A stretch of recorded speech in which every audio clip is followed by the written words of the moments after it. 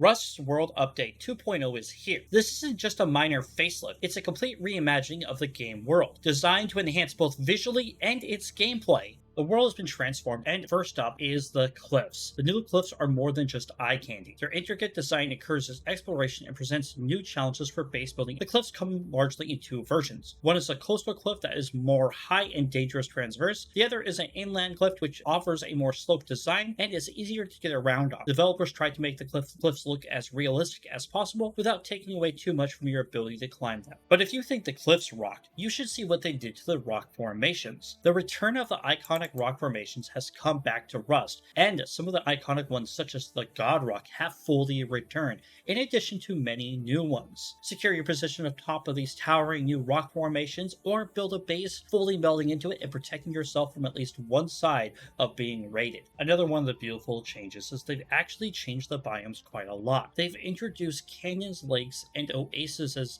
to add another layer of depth to the game. The canyons, with their narrow pathways and steep drops, become natural choke points for thrilling ambushes and daring escapes, while lakes offer a tranquil setting for fishing and resource gathering, or maybe just a stroll on the beach. But the risk is always apparent when there's open water around. The oases, with their lush vegetation and vital resources, may make quite of a difference, or, like I said before, you might be able to make it into a beautiful paradise. But let's go ahead and not forget the new and enhanced river system. It not only looks more realistic, but also impacts the gameplay. Wider rivers create more natural barriers and influence travel routes, while the improved flow mechanics and the touch of realism to the environment just makes it all that more appealing. But this update isn't about the beautification of the environment or pretty rocks. They also gave us some new gameplay mechanics, such as a new craftable revolver. The Caliber Revolver. This revolver isn't just about raw power, it's about precision and timing. Mastering the art of a single action trigger pull to land devastating long range shots is a lot harder than you think, and the slow fire rate encourages careful aiming and strategic positioning, rewarding people who actually take their time to line up the shot and shooting. The reload animation is a little bit long, but honestly, once you get used to it, it goes by real quick and you're ready to fire because you're not loading the bullets one by one. Another wonderful new addition to Rust is the Driver Propulsion Vehicle, or DPV, and the revamp of the dive site breathes new life into underwater exploration, making use of the DPV as a new vehicle in the game. You can quickly traverse the depths with the DPV, uncovering hidden treasures and encountering new underwater creatures. The updated dive sites, marked by prominent buoys, offer a new rewarding and visually engaging experience for those brave enough to venture beneath the waves. On top of all this, legacy woodpiles have returned. You'll be able to find these woodpiles in temperate or winter biomes, and you'll be able to harvest it with as simple as a tool as just the starting rock. But the Rust update doesn't stop there. Rust has also added something to the water wells. What is it? It's actually an NPC there now. It's the first trader NPC that is in a non-safe area, meaning the NPC can be killed. If you do kill the NPC,